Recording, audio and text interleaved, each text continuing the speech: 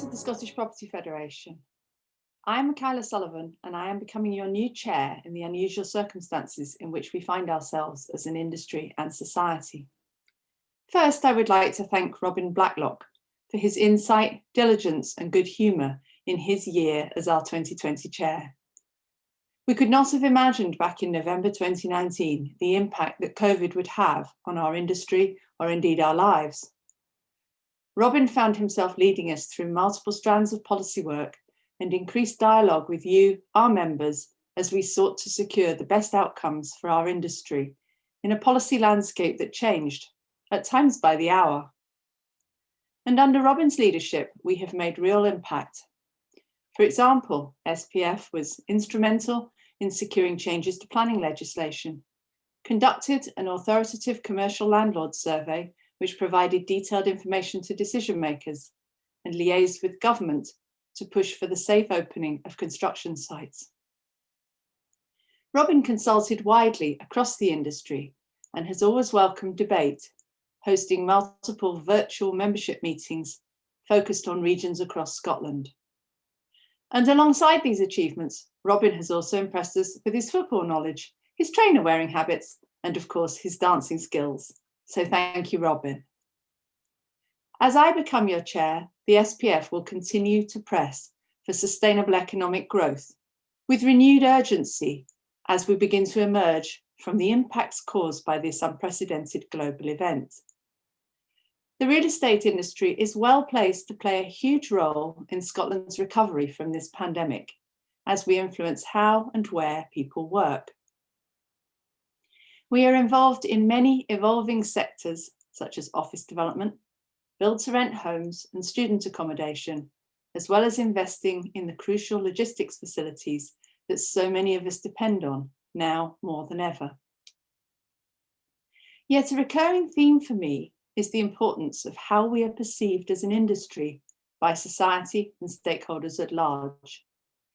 Yes, we build the employment spaces people work in, contribute to the pension returns the majority of us will depend on, and the homes people live in.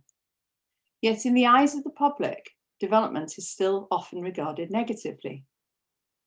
We have an opportunity as we emerge from the pandemic to try and change perceptions and also to reinvent some parts of our cities and towns, thinking again about where people want to live and work and how they shop, bringing together our collective skills in planning, design and construction to maximum effect.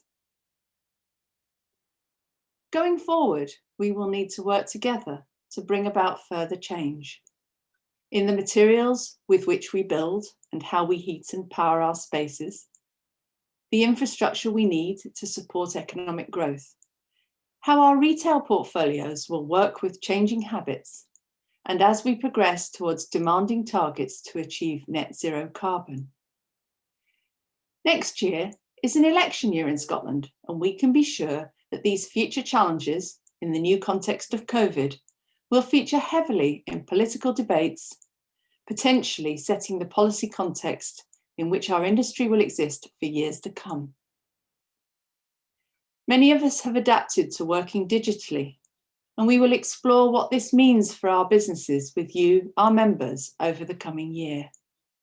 It's very important in these challenging times that we come together to provide a strong voice to represent the views of our industry and to represent ourselves in a way that highlights the valuable contribution that we make to communities and society, giving voice to the aim to redefine real estate. I am delighted to be working with my Vice Chair for 2021, Kevin Robertson from KR Developments. Kevin is very well known to many of you and has a breadth of successful experience in our industry across both commercial and residential sectors. We and the SPF and BPF teams are here to represent you, and we look forward to working with you in a critical year for Scotland.